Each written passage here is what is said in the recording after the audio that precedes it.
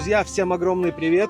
И сегодня у нас Toyota Crown. И начать стоит не с самого автомобиля, а с того, о чем так много все говорят. Многие думают, что это какое-то продолжение Крауна, и в Toyota должны были сделать какой-то автомобиль, который будет этому соответствовать. Абсолютно нет, дорогие друзья. Этот Crown не имеет ничего общего с Toyota Crown, который вот этот вот олдовый, к которому мы все привыкли. Это легендарный автомобиль, но сегодня не о нем. У Toyota есть имя, и Toyota решила это имя использовать на тех рынках, где массово Crown не знают. Что было в Америке из бизнес-седанов? Avalon.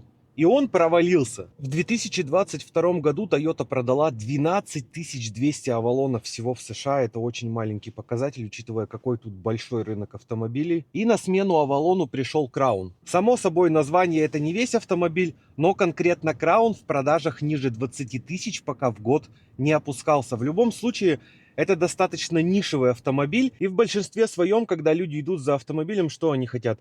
Либо кроссовер, может быть какой-то маленький хэтчбэк, а это как бы не то и не другое. Я не скажу, что класс бизнес-седанов в целом умирает, но точно становится абсолютно нишевой историей. Новый Crown – это замена Avalon'у. Какая-то ниша освободилась, в любом случае какие-то продажи будут, и они решили поэкспериментировать, благо Toyota это может себе позволить. И есть второй Crown Signia, который пришел на замену Toyota Venza. Полноценно сказать, что за кузов у Toyota Crown, очень сложно. Лифтбэк вперемешку с кроссовером, или какой-то бизнес-седан вперемешку с кроссовером, при этом на таких больших дисках.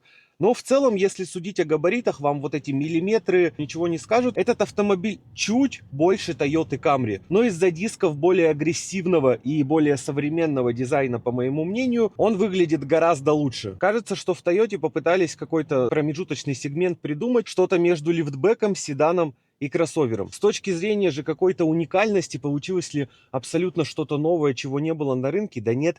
И у Volvo, и у Subaru были подобные автомобили. Это когда мы берем какой-нибудь седан, хэтчбэк и делаем его более приподнятым, более каким-то внедорожным, добавляем ему мускулатуры, выкидываем это на рынок и смотрим, как он будет реагировать. Всегда особым успехом это не заканчивалось. Нишевый продукт массовым быть не может. Начинается новый Crown от 41 тысячи долларов и примерно до 55. На тесте максимальная комплектация, поэтому все, что может дать этот автомобиль, вы сегодня увидите. С точки зрения потребителя, никакого нового класса я не ощущаю. Это просто бизнес-седан, который едет очень комфортно. Он не напрягает вашу спину. У него есть огромный запас мощности, и если где-то нужно дать газу, он с удовольствием это сделает. Отличная шумоизоляция, материалы отделки на уровне. Естественно, если мы говорим о Toyota, потому что некоторые бренды на сегодня могут дать намного больше, если мы уже говорим о концепции бизнес-седана. Хорошее качество камер, что в Toyota не всегда происходит. И мультимедиа тоже не глючит, что для Toyota очень хорошо. Эксплуатируя этот автомобиль всего несколько дней, я уже могу дать какое-то заключение по нему. Это вот когда Camry тебе недостаточно, у тебя есть чуть больше денег, ты хочешь что-то чуть более необычное. 2,4 литра гибрид, который мы сегодня будем разгонять, он должен выезжать из 6 секунд, посмотрим. И при всем при этом мы имеем средний расход порядка 8 литров. Проекция показывает не только скорость, сюда добавляется навигационная система. Насколько хорошо работают амортизаторы в очень сложных условиях, максимально неровное покрытие, я ускоряюсь.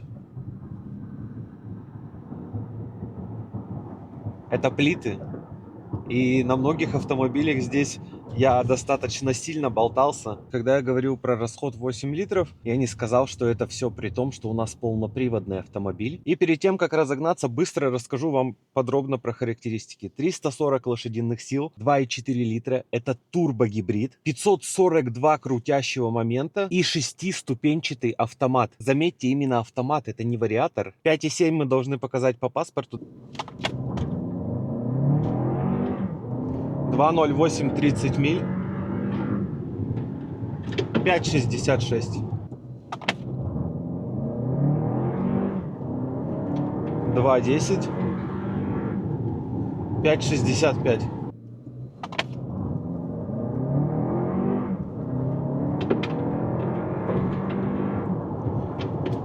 5,65. Очень стабильно. Проверяем работу функции автоматическая парковка. Нажимаем кнопку.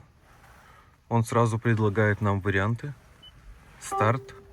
Отпускаем стояночный тормоз.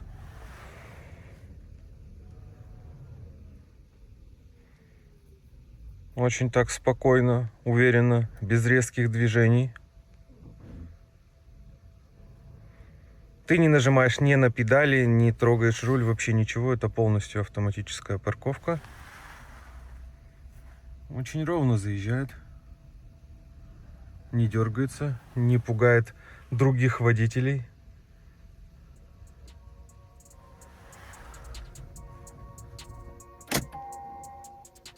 Отлично. И в конце нам в круг показывает автомобиль, что мы абсолютно ровно припарковались.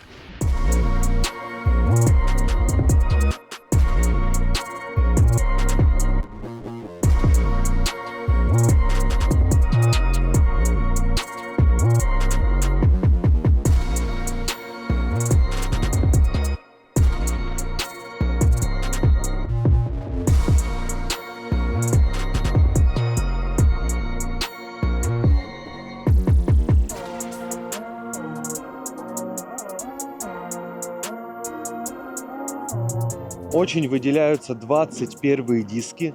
Они просто огромные на этом автомобиле. Если мы не смотрим сбоку, а смотрим исключительно спереди и не разбираемся в автомобилях, то узнаваемый экстерьер Toyota и можно перепутать, наверное, даже с Camry. Но как только мы оказываемся в задней части автомобиля, он становится не похож ни на что. С точки зрения практичности, такая скосая крыша будет давать нам меньше места для головы у пассажиров второго ряда. А с точки зрения визуала это выглядит очень хорошо. Бесключевой доступ и на передние, и на задние двери. По всему периметру по низу идет пластик, память сидений и руля. Двойные подстаканники и достаточно грубый пластик только снизу. Сиденье из перфорированной кожи, комбинация с обычной, белая строчка. Боковая поддержка достаточно массивная, диапазон регулировок хороший. Мультируль в узнаваемом дизайне от Toyota. Нишу подлокотника мы можем открыть как со стороны водителя, так и со стороны пассажира. Электронная приборка из кастомизации, у нас здесь только боковые котлы и центральные изменения. И система управления мультимедийной системой, беспроводные Android Auto, Apple CarPlay, камеры кругового обзора, динамическая разметка. Когда мы начинаем движение,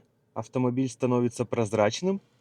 И вот посмотрите, мы прямо видим каждую деталь, куда мы едем.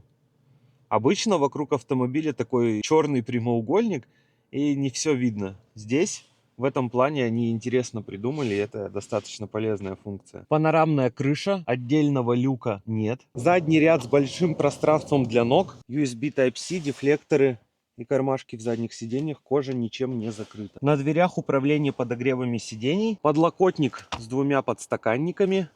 Здесь, конечно, могли бы сделать побогаче, учитывая, что это бизнес-седан. Багажное пространство открывается с кнопки.